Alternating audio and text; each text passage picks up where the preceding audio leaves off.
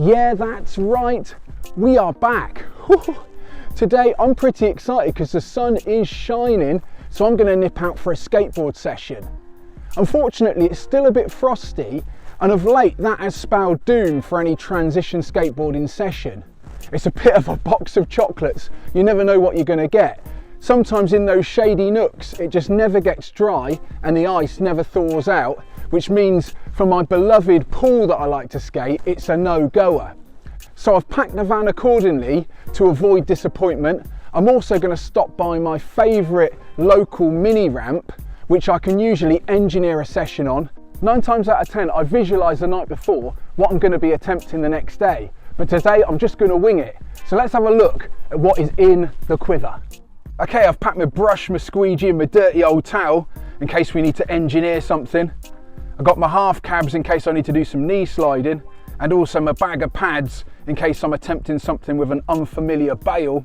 I've got my camera equipment, so I've got my tripods, I've got my GoPro, I've got my gimbal, I've got my muscle roller in case a bit of fatigue sets in.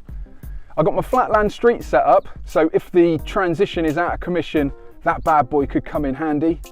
I've got my bowl set up, which I'm hoping to use. And I've also got my surf skate. I find the surf skate is a lot of fun. If the transition is out of commission, there might be a flat bank or two that I can have a go on. I've packed a spare hat, t-shirt and socks in case I get a bit sweaty. And there's also a box of spares if the wheels literally fall off. And of course, my helmet. Right, time to hit the road. First port of call is the mini ramp.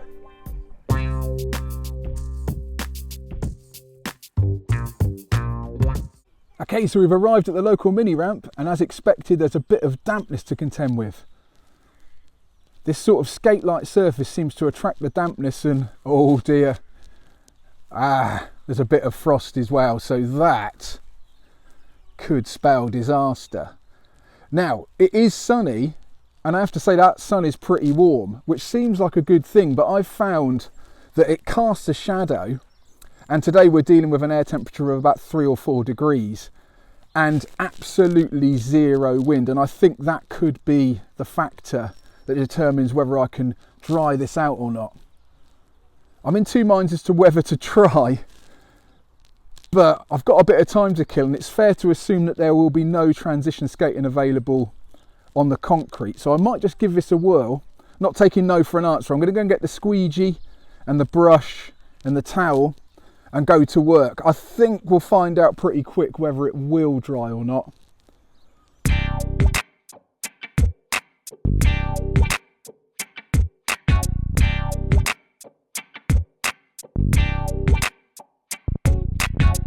Okay, this ramp drying out attempt is sort of going how I half expected it would.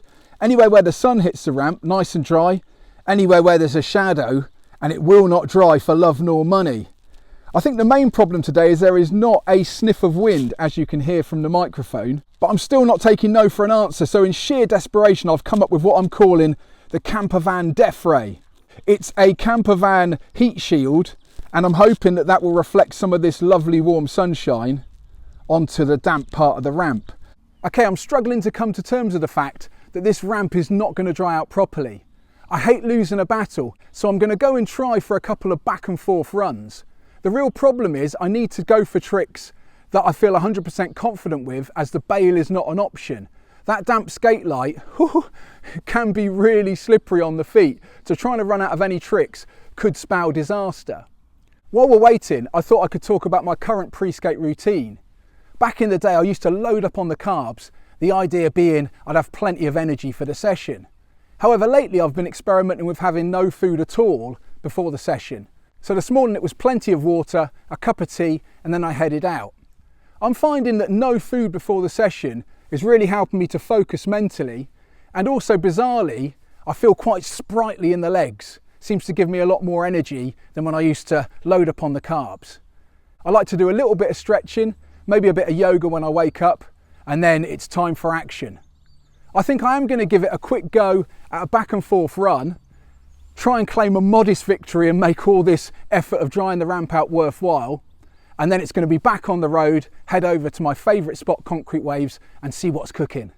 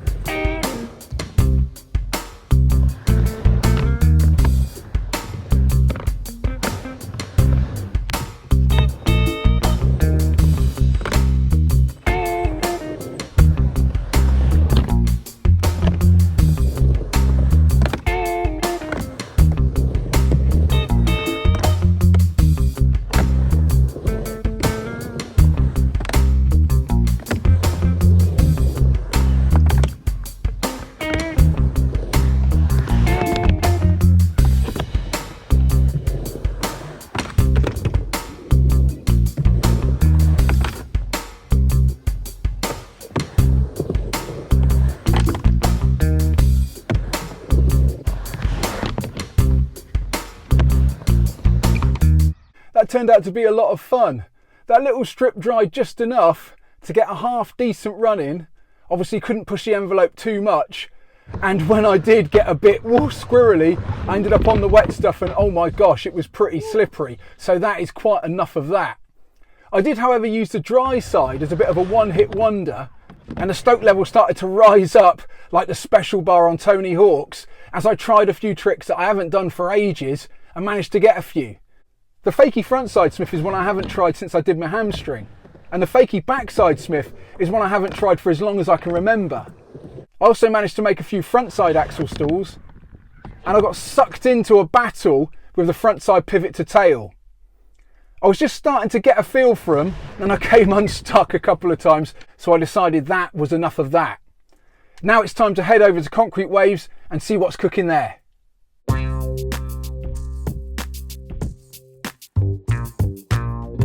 Okay, so we're here at Concrete Waves, and the good news is that the concrete is dry on the flat ground, so I'm on my surf skate having a little bit of a pot around. Unfortunately, as I suspected, the bowls in the shade are not dry. That damp just will not dry out. So as we come round to the bowl, I can't imagine it's going to be dry in here. And indeed, there are some damp patches. I would not trust myself in that pool when it's got a bit of damp on it. I've been thinking about trying a new flat ground trick called the Around the World. I first saw Mike V do these, and then recently Andy Anderson's been smashing them out. I had a chance to routine it in the front room skate park, and it seems doable, but that is no guarantee of success on the concrete.